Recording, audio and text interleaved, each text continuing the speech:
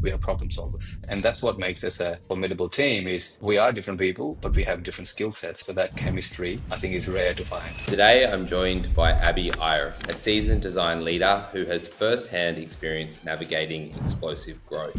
We need to find critical thinkers. We need to find these kind of people who will elevate us to the next level. If you can't scale people, you have to scale ownership. Over just 2 years, he's scaled a design team from 8 to more than 30 designers. With a background in strategy consulting and a strong ability to communicate the business value of design, Abi played a key role in launching a product that has reached 60 million users in less than 2 years. When the company grows so fast, the amount of work that comes to your team increases so much is now you find yourself in a place where you're out-resourced. The volume of work grows when you've proven your value and people can understand they need to utilize design for more than what they thought they originally did. In this conversation, he shares powerful insights on scaling design teams, building high-performing talent, and how strategic thinking became his superpower. How do you go into an organization with 8 designers, now have 30 in such a short space of time?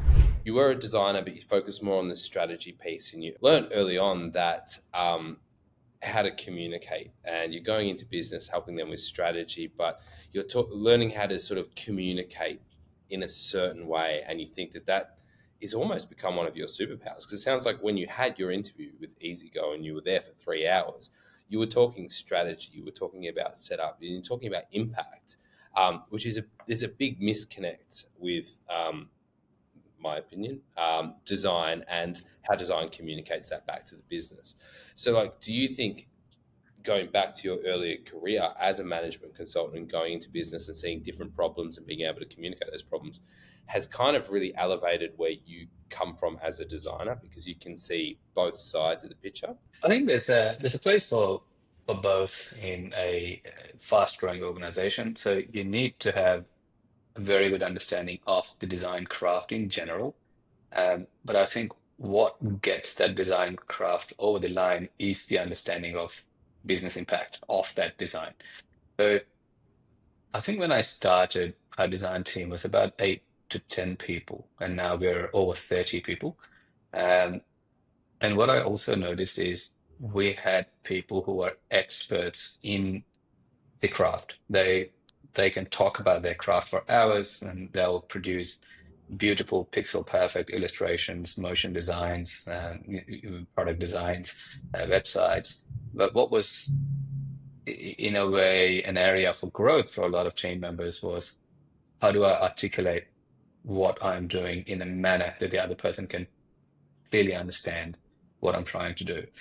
Often designers, from my past experience, I've noticed is they get stuck between excellent design, but not able to communicate that back to a product person or communicate that back to someone who's not a designer, right?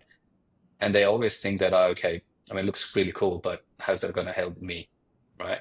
Yeah. But that communication was missing. And I reckon strategy consulting firms, they beat that into you. They really, to a point when I started strategy consulting, I felt that I'm not designing. Like a lot of times I'm walking into a project which is purely to do with operating model.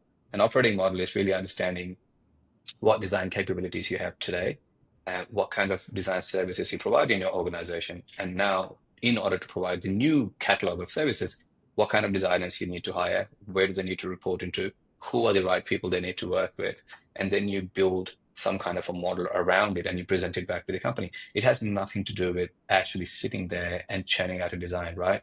Yeah. But what you understand is you're working on the other side of design. So either you are on the tools producing cool stuff and you're completely oblivious of what's happening around the organization and how my role and my colleagues' role impacts the rest of the business. You flip the narrative and you're on the other side. You're actually not hands-on designing, but you're really trying to understand how to build an organization. So having that understanding beat into me during the consulting time.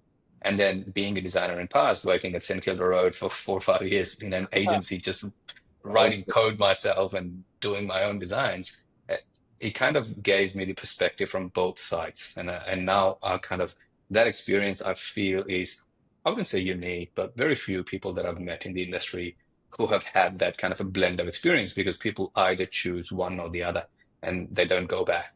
And being in situations where I could learn that, and also working different companies in different parts of the world, running workshops for different stakeholders. I saw that as a massive, I'd say a massive skill set that I was able to just grab due to the opportunities I was presented.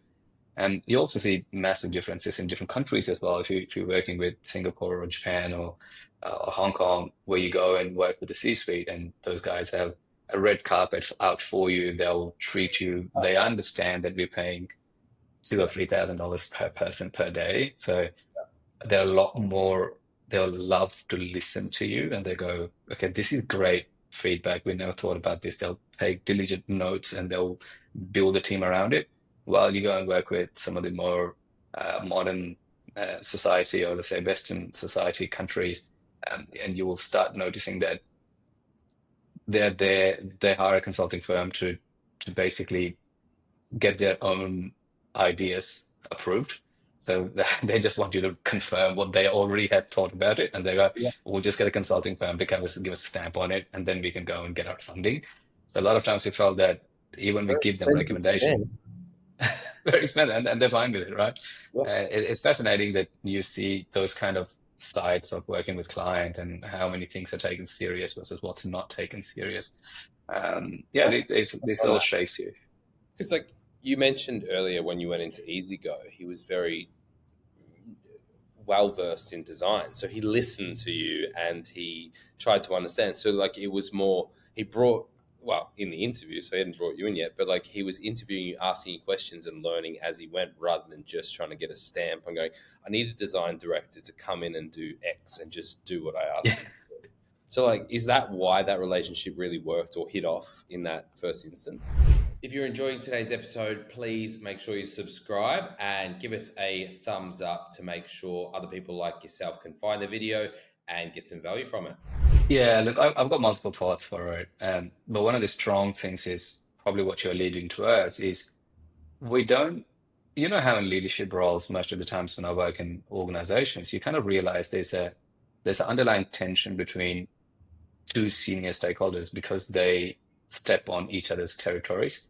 And that was not the case here. I think from day one, we had an understanding is I come in from a strategy, team building, capability building perspective versus um, the other person is going to manage the craft and responsible for running the team on design, coaching on design. So we kind of had our own areas of expertise, and that's what makes us a formidable team. Is we are three or four people at the leadership level who really complement each other's skill set rather than having very similar skill sets, but then we have different styles of working and we go in conflict. And that doesn't happen, right? Because we are different people, but we have different skill sets. And when I don't know something, I rely on the other person. The other person doesn't know anything, they rely on me.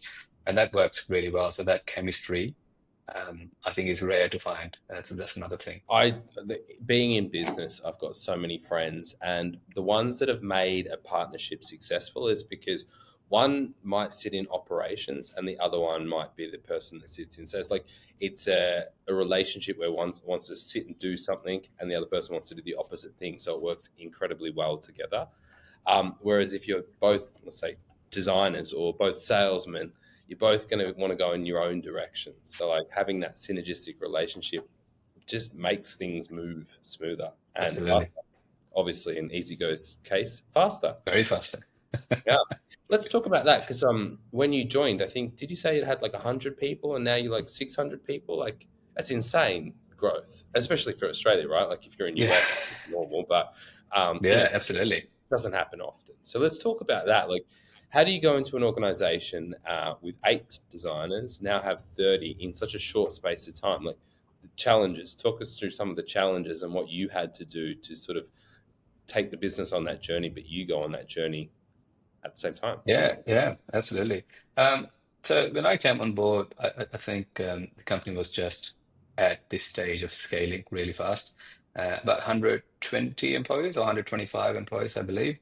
And there are pockets of maturity that existed in the organization, but there wasn't a overall maturity that existed in the organization at that point of time. And the way designers, engineers, and product work was all based on, the trust currency that, hey, let's have a chat and let's make sure that we understand each other and we'll go and do work, which I think is very powerful when the company is very small because everyone's aligned, right? So for example, you and I are having a chat, Joe. We can sit in a room, we can agree on something, and we know that we're aligned. But as soon as you have 10 people in the room and 10 people have to do their own things and we have a conversation, I don't think all the 10 people would be aligned because some people have a certain way of communicating. Some people like written, some people like a backlog of goals, some people want vision. The approach for understanding or communicating the same goal to 10 different people and still have the same um, translation is very different because people translate whatever you say in different ways, right? That they might take away different things. And this is where I saw one of the gaps and opportunities for us to and build something. Also, when I came on board, I think design was a um, semi-mature practice, as in we didn't have proper rituals, we didn't have the whole singing and doing kumbaya together. And that's another gap that I kind of saw. So the approach I took was, how do we understand maturity of an organization? So it's quite easy if you take any maturity metrics, right? The NNG or this or that 50 out there.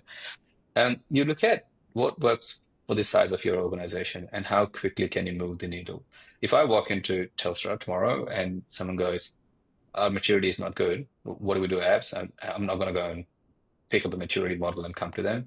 40,000 employees or however 1,000 employees they have, the amount of different teams they have, the amount of the design practices they have, a maturity model is not going to cut it. It will probably take me 5 years and I won't be in that company in 5 years, God knows, right? So the only chance that I saw was, okay, small organization. Again, this is all comes from the consulting mindset, right? And I said, small organization, the needle can be moved really fast. By the time the company gets to 400, 500, right? We're officially more than 500 now. We have a few contractors and stuff, which, make it brings us close to 600, but I think officially we're over 500.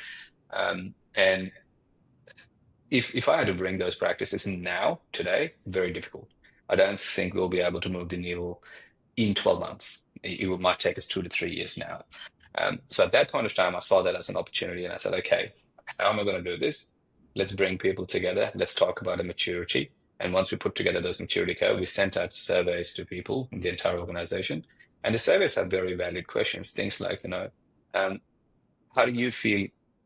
Do you think design team has enough budget to do user testing? Do you think that every design that we put out there is actually validated?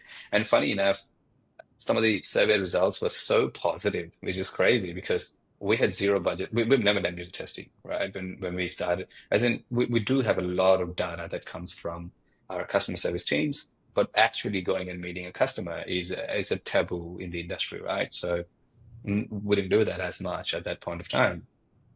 But the survey kind of indicated that a lot of people in the organization thought that the design team goes and meets people. We have a massive budget for user testing, and which is already a positive sign because they thought designs were integrated in the organization.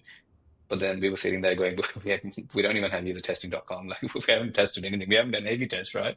So, Yeah. but people have a perception. So we thought, okay, we're going to utilize this perception. We're going to make use of this positive momentum and build upon it. So we said, okay, what do we need? A dedicated funding. What do we need? We need a process and a framework to work with engineering and product. What else do we need? So we put a list of 8 or 10 things that will move us to the next level of maturity, right? And then we started putting all those things, because it's a small organization, I had to do education pieces in the company, right? So we'll run a showcase. Company has doesn't have never done a design showcase, and design showcase is where we bring in everybody into the kitchen and we go, hey, did you know that we built this? We did this. Did you know that this won't be possible without your help? Did you know that service design team did? Sorry, the service team did this, and we were able to take that information and build this. Did you know that the Formula One car livery was done in house, and this is how we would do it? And we presented all these same kind of things. It created so much buzz, and people said, "Oh, holy crap, this is crazy! I never knew you guys designed this or you guys do this, right?" So my aim was never to convert engineers and product people because they are with us. They see what we do. Our aim is to convert the barista who's making us coffee every day. My aim is to convert the person who's working at reception. My aim is to convert, somebody working in marketing who's not sure that what we do, right? Paper ad team or something like that, or SEO team, right? All of these people then start suddenly seeing the value design brings to the team. But that's not the only ploy. My idea was not to go and brag about what we do because everyone's equally important, just like us.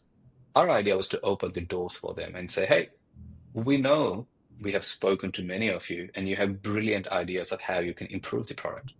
What we are going to do now, we're going to create a backlog for you.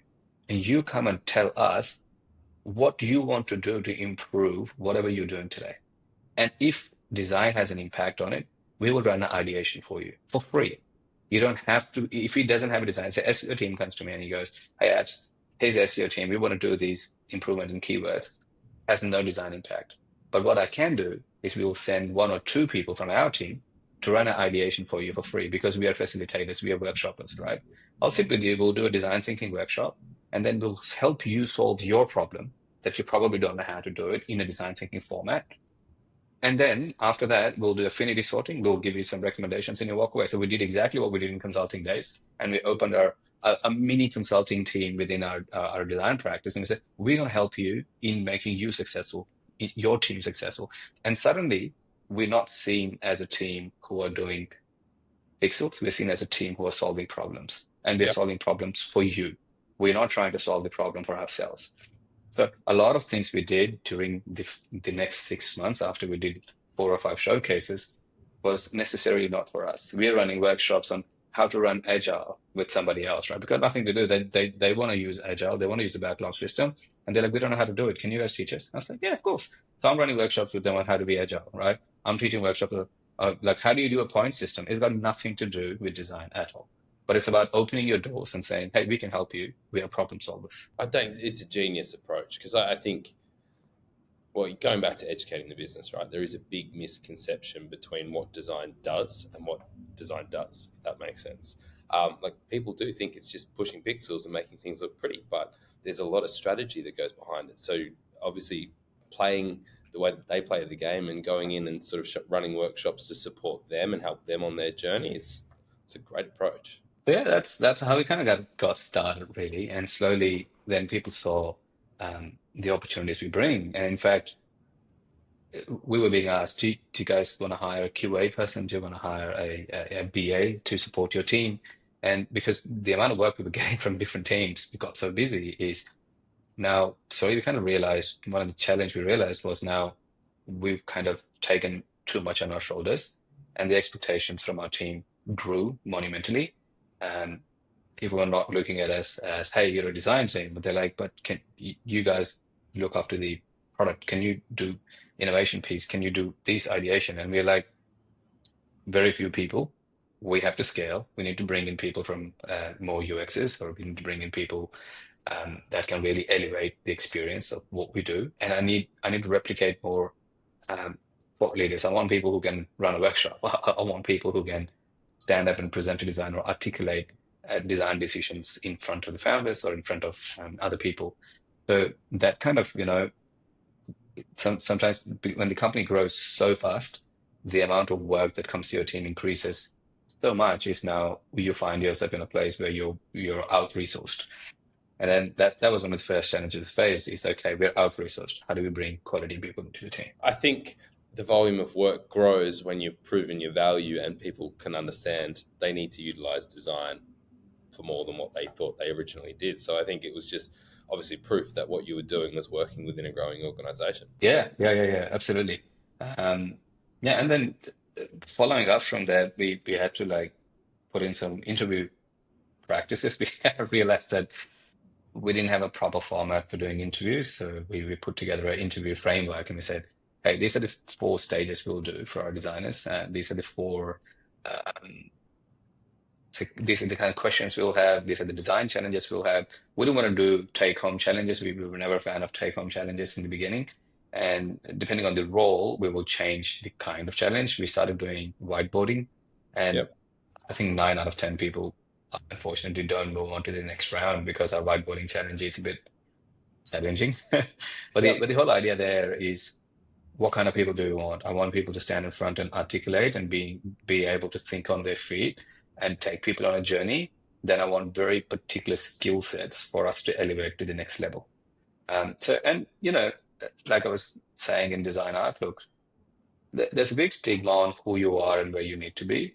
Um, we're an entertainment business, right? So, and we do a lot of tech, but do I need to be Netflix? Do I need to be Apple? Probably not. So, we're not trying to scale to level 6 maturity. We're trying to scale to level 4 maturity. Level 4 maturity is fantastic, right? And level 4 maturity kind of brings so many key areas in your business to improve and create value. So that's where we always aim to be. We were on level 2 maturity, we moved to level 3, now we're going towards level 4. Once we hit level 4, it's stabilize. All I want to do is stabilize and build the teams across the world wherever we are and maintain that level of maturity. We don't want to go to level 5 and level 6 maturity. We're not going to build the next product that's going to change the world. And that's not the idea. We want to have an excellent product that people use and enjoy and entertain themselves with. We don't really want to go down to the path of redefining technology. We just invented a new line of product or that no one has thought about. And that's where we had to go and say we need to find critical thinkers. We need to find these kind of people who will elevate us to the next level. Because after processes, and frameworks is always people. So you got to make sure that you have very good people, and we're a cult in our team. So we bring very good people on board, and we all get along really well. Yeah, well, that's what you want, right? And like, talk me through, because with the whiteboarding challenge, like, I've been a recruiter, so through design and development, a lot of people have used that. Like the old school model is get them to go do a at home task, but it's not really getting to see how they approach a challenge. So when you're doing a whiteboard challenge, are you looking for them to sort of, I guess, bring the room into solving the problem together rather than just trying to get to a solution? So like, it doesn't matter if you got a half an hour slot, an hour slot. You don't necessarily need to have an outcome at the end. You need to go through a process and show people how you think and go on it as a journey. So like, actually trying to understand the problem that you're trying to solve rather than just trying to get to the solution. Yeah, so the whiteboard challenge is something I kind of inspired by some of the old school stuff that Google used to do back in the day, and even probably Facebook used to do back in the day. And it is really finding who are the critical thinkers in the room. So I remember my sister used to work with Google in 2006 or something. And Google was brand shiny new. They came to India just then, and the company was less than 1,000 employees. And they asked for a question saying, if you were with your partner and your mother at a beach and a massive wave comes in and they both are going to drown, who would you go and save and why? And necessarily, they were not looking for the right answer. There's no right or wrong answer in this, right? But what they're looking at is how quickly can your brain think of a solution and can you articulate that solution and can you make assumptions? It's the question is so vague, right? You have no variables. You don't know if one person can swim versus the other person can't swim. You don't know. So you have to make up things. So your brain is thinking of assumptions. Your brain is thinking of uh, problems. Your brain's thinking of any restrictions it may have. And the brain's also coming up with the answer at the same time. And you're telling them an answer within the next 30 or 40 seconds, right?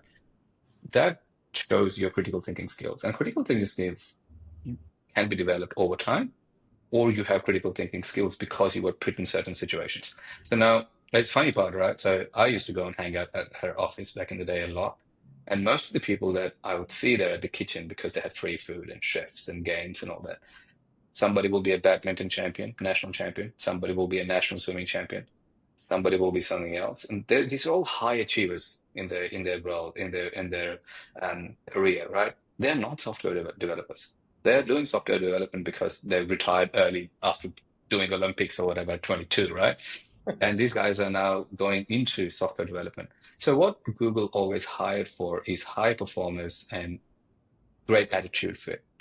They'll hire people for culture fit first, and they can say anybody can learn development, and we will teach them to be the best engineers, right? And this was the beauty of hiring critical thinkers, and that's why the initial team at Google, and now I don't think working at Google is probably for many people it's a dream. Back in the day, it was, and the reason was because they had extremely high performance. And you go and work with them, you feel energized, you feel the buzz, you feel the energy. So I took some of those constructs in my head. And I said, okay, in a whiteboard challenge, what we're going to do is we're going to give you a situation. So when you come in to interview, second round interview, first round is just to assess you're the right skill set for the role. Second round is when we do the whiteboard challenge. In a whiteboard challenge, as it says, we have a whiteboard and we'll give you an arbitrary problem. And the arbitrary problem could be anything, right? I'll just say, one of the problems that I always like to give, and I don't reveal it because we are still interviewing people.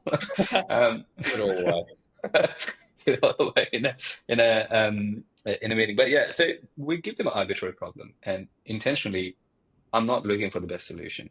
There are two people sitting in the room, generally in that interview, and we ask them to use us as a sounding board. Just imagine that we are your team members, and all we're doing is you're leading this problem, right? So a vague problem, we'll give them something intentionally broad and vague. We're not going to give you a very specific problem, right? So, and a vague problem could be, imagine you have to go to Perth on the weekend, and you have to get there at 10 a.m. in the morning. How would you plan to get there? Now, this is so vague and intentionally vague, though. I'm not looking for the right or the wrong answer, but then we've given you some kind of a constraint that you're here, you have to get there in X number of hours.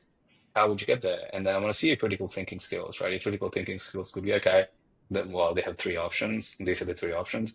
And then I want you to make your own assumption. If you're making an assumption, let me know, right? And your assumption could be, well, I don't think we should take a bus or a train, a bus or a train because Perth is too far away. It might take us too long to get there, or we have to pack food. So you start thinking, and I want to see how many ideas can you throw at the wall, and how many ideas you can disqualify, and which ideas you can qualify. And then we're not wanting you to present your findings at the end because we're a part of that conversations.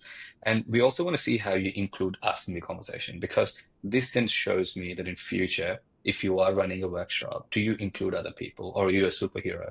Right? Yeah. I have nothing against superheroes. We grew up looking at superhero designers, and I kind of feel that, but if you're a facilitator or if you're a workshopper, you've got to bring people on the journey so that they feel that they're heard, and they feel that they have contributed back to the design.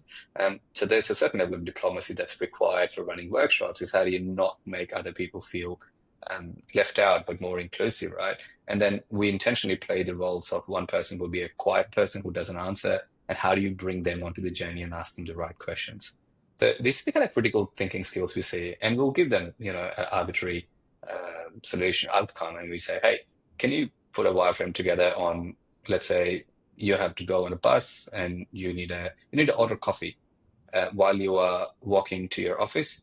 Create an app using which you can order a coffee.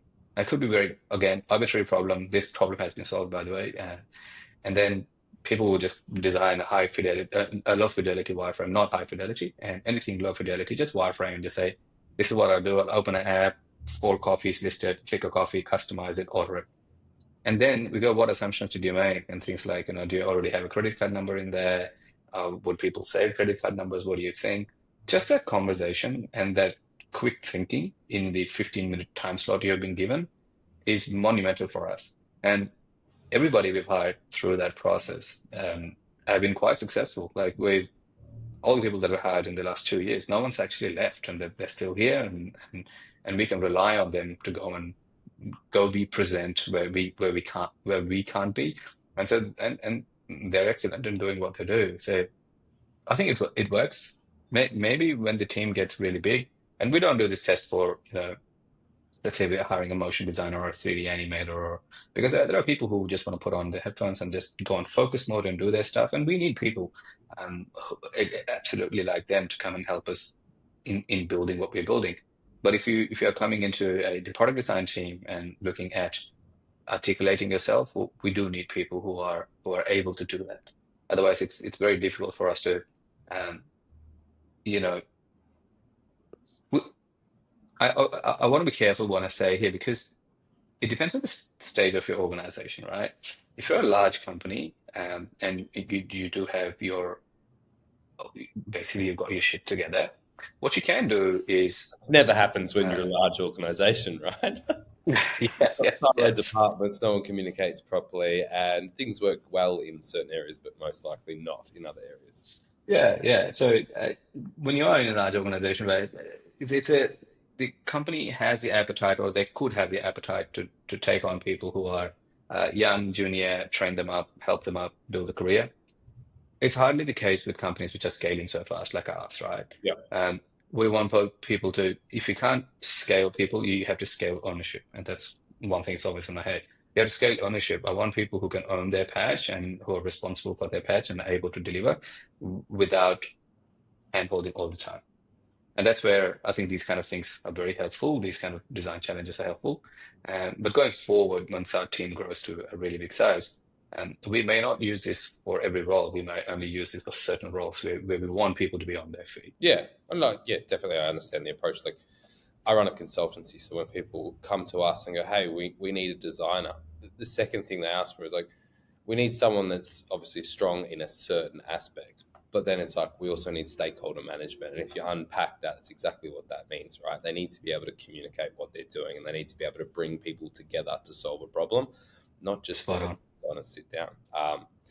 Which Yeah, like, I think that's where design needs to get to, and the more senior a designer gets, they really need to focus on honing those skills, building those skills, and enjoy that because that's where the role's going.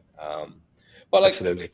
at the Design Outlook conference, you mentioned obviously the more complex your design team got, the more work that you got, you started needing to build out a design operations function. Do you want to talk us through that? Because like I thought that was pretty interesting, and I think it solved, by the sound of it, it solved a lot of your problems. Yeah, yeah, absolutely. So look, what happens is at some stage, right? There are two components to any successful business or any successful team or anything, right? Even if you look at a football team or a cricket team that you've locally seen, there would be a component of players, right? So the concept that I roll out in my team is a player versus a captain versus a coach, right? So my job is coach. My job is not to be in the game and play the game. My job is to be on the sidelines and observe how the players play and then give them the right advice on how they should play going forward. The captain's job is to make sure that they are part of the game. They're also performing really well, but they're looking after their players on the field. And then the player's job is to own your own patch and perform so well that your team works together. So collaboration is extremely high. So if I'm a coach sitting outside on the sidelines, I'm not going to collaborate when the ball comes to you at a high speed, right? I'm still standing there taking notes. What you're doing on the field really matters. So the players are really about working with each other. The captain's about making sure they work with each other, and the coach is about really observing and giving ideas.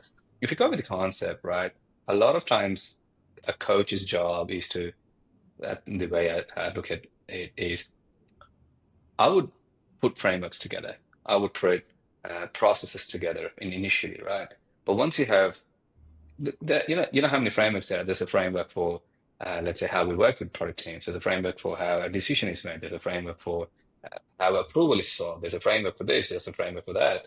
And when you look at all of these kind of things, right, you need someone to then come and, I wouldn't say the word enforce, but to ensure that it is operational and it's working. And we need to pivot with times, right? As the company grows, the framework outgrows. The framework's broken, right? So we put a framework together. The company was 120 people, and the framework's all accepted. We've put it in place. We've communicated to everyone. 6 months later, the company is now 250 people. You doubled in size. That framework doesn't work anymore. And then suddenly it's gone. And then the next framework you put together, right? And by the time it's all working, the company's grown double in size. So that framework goes. So there's a constant evolution of the framework. There's a constant iteration of the framework, right? And then once you're in a position when the team's growing so fast, you just don't have time to do all of that, right? You have a backlog, you have hiring strategies, you have hiring forecasts, there are team budgets. Now, this is where we kind of realize that we need someone to come and own this place and really ensure that all the frameworks and all the different bits and pieces we put together are being maintained, are being run efficiently. And then we need someone to come and own that. And that's where the operations role really comes into play. And so I don't think, at least in our company, many people knew that there's a design operations kind of a role. So there's a bit of an education piece, and after the education piece to our senior stakeholders, I was able to put in a role for, that was my first role I had. My first role I hired in this company was not a designer, was actually an ops person. Ah, So first role. And the ops person is still with us today, and she's excellent. And that's where, and we kind of proved the value of that ops role so well is now it has started scaling and we have one more person in the ops team. And slowly we're trying to scale that. We kind of the ratio of ops is generally about 10 to 1. Yep. Um, so we so we're now looking at getting probably another ops person to come and help us so that the value of that operations is maintained. Because at some stage, most of the designers or the leads would have to focus on design and focus on people. They might not have enough time to focus on ops, and that's where the ops role kind of comes into the play. I want to question that because, from an outside perspective, like we work with enterprise. Enterprise always have design ops for their design functions. They'll have a design team of Yes. 200 people. Where did you think that needed to be your first hire that you brought in a scaling company? Like, I don't know that many sort of small to medium sized businesses will have a dedicated design ops team. So, like, how did you go? This is where I need to start, and this is why. I think it's a very natural thing if you're working in enterprise where you understand what ops brings to the table. And when the maturity of the organization is still growing, you have the opportunity to pitch that idea back to the founders and get approval for something like that. Um, I kind of felt that there were gaps, right? So the gaps was what I felt is, hey, we have a backlog, and we don't have Scrum Masters in this organization yet, right? So when I say we have a backlog, we have an agile methodology, we have ceremonies, who's making sure that all of this is happening, right? As a design head, I just don't have the capacity to be in all those meetings. There were times in a year where I was probably 40 hours in meeting in a week, or 35 hours of meeting in a week, um, back to back, 9 o'clock to end of the day, back to back, right?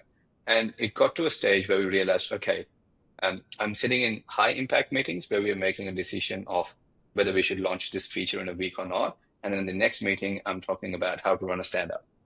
And in the next meeting, I'm talking about how do we fix this design? Is something broken? Design system. In the next meeting, we're talking about running a retro for the team. So you kind of realize that the utility of my time is not the best here. So we had to make a decision saying, hey, if we don't have ops team here to manage a lot of these things, then we won't be able to do our job. We won't be very effective in what we do. Our time's precious, so we need to prioritize what we can attend and what not. And from there, it was an easy sell. I just said, here's the opportunity, and this is what this new person is going to come and do. In fact, the ops person who came in, they're punching way above their weight, and they've taken on the areas that we didn't even think that's important for this org. And that's where I think if you bring in the right people and you give them the opportunity, they can actually contribute four times back. So that's what we've noticed, at least with the ops team. So good. Like, all right, yeah. Obviously, when you get the hiring right at the right time, it just takes the workload off everyone, which means people can focus on the right thing rather than firefighting in like 40 hours of meetings a week. You burn out pretty quick. So they're not going to get You bang do. for buck out of you if they're just putting you in meetings all day, every day. Where's the time for strategy? Yeah, yeah, absolutely. I think that's any growing organization pain, really, isn't it? Yeah, it's fun. Oh, it's Yeah, running a business, right? Like when you start a business, you're everyone from the cleaner through to the CEO. So I think, yeah, it's sometimes not fun, but it's the juggling act you learn to play with, right? There's a really interesting fact that you said, like you've got two products, Kick and Steak. yes. Talk about the scalability of your one of your products when you launched it, and how quickly the adoption came in, how quickly it scaled, because crazy numbers. Yeah, I can talk a bit about Kit. So Steak's been around before my time. So the early days, I don't think I'm qualified to speak about it because I know now Steak is a huge product and it's one of the number one iGaming platform in the entire world. We own a massive market share, and it's obviously a brilliant product. I don't think every competitor just comes and copies us now, I think but I the saw product in Stake general. won like $1 million on Stake the other day for gambling on something. Anyway, Yeah, yeah, yeah, yeah. So it's crazy. It's crazy. And one of the best products that I've actually used, I mean, hands down. Okay, well, let's talk about Kick in general, right? So Kick was only incubated 2 or 3 months before I joined the company. And the crazy part is Kick was built in a very, very short amount of time. And it was built, I believe, in 30 days or something like that, and Really? super crazy, right? So Yeah. it's a imagine it's a multi. We are taking on Twitch, who's one of the streaming giants out there, and we are trying to launch a product which is we have our own. We're not trying to copy Twitch in any manner, but the most important thing that we do is we're building a product where people can express themselves, be true to themselves, and also our monetization for our users is very high. So if you're streaming on Kick, you get 95/5 split. So we don't take anything. The 5% that we take is just gone transaction fees, really. So it is really giving back to the community and building a product that is just phenomenal. And the number of users that we had in our early days was just, I don't think even Facebook grew at that speed, at the speed that we grew. In the first few months itself, we had 200,000 users. And then straight away, we hit in 6 months period about 20 million users or 10 million users in 12 months, 20 million users. And now we're sitting at close to 60 million users in 2 years. And you're saying that product came together in like a month. The scalability, like, was that the idea of like this is where we could take this product, or was it like because it's insane? Imagine sit like But it's hard to think about something at that scalability. Yeah, look, our founders are extremely ambitious, and obviously they're in a position where they are today by taking big risks, right? So I had no doubt they never had a doubt that this product will not take off, or they never had a doubt that this product will not be the top, right? I think sometimes you have that ambitious feeling, but then seeing that happen in such a short amount of time it kind of feels that it's not real. It's just happening. Oh my God, like 50 million users, right? Within 2 years. That's crazy numbers. And I think imagining something in your head versus that actually happening in real is two different things. Because we thought it will grow. We knew there's going to be a fast growth period, but we never realized that this is not organic growth. This is like inorganic growth. This is disruptive growth, right? And you suddenly see now we have to have a massive team doing content moderation. Now we have to do a massive team doing support. We have to have a massive team doing design, massive team for product, and the amount of features we have to build and everything we had to scale very, very, very quickly. And that's where the game kind of changed for us internally is we just ensure that we're in a very good position now. But I think the first 2 years where the product was growing so fast, we just did not think this would happen. Even from our design capacity, we had a small design team catering to Kit, and then suddenly we're like hearing 2 weeks later, hey, we have doubled our users, and 6 months later we have 20 million users, and it's like, holy crap, we need bigger team, right? Yeah.